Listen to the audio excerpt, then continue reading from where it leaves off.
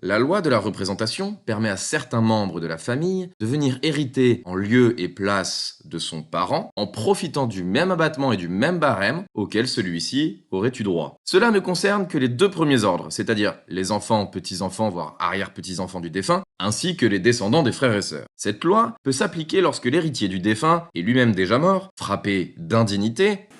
Quelle indignité! Par exemple, s'il a commis un crime à l'encontre du défunt, ou s'il renonce à la succession. Je renonce. Par exemple, mon grand-père vient de mourir et mon papa, lui, n'est déjà plus de ce monde. Je pourrais partager l'héritage avec mon oncle, en représentation de mon père, et avec la même fiscalité que celle qu'aurait eu mon papa. Si j'ai un frère ou une sœur, on va simplement se partager l'abattement et la succession. L'astuce fiscale ici est qu'il peut être intéressant, en cas de patrimoine important, de renoncer à la succession d'un de ses parents pour que nos enfants touchent l'héritage de leurs grands-parents afin de limiter une double imposition. Par exemple, plutôt que je rajoute, mettons, 200 000 € de ma mère à ma succession, sur lesquels je vais payer des droits et pour lesquels mes enfants paieront également des droits au jour de mon décès, on saute une étape et mes enfants paieront des droits de succession sur cette somme une seule fois. Voilà.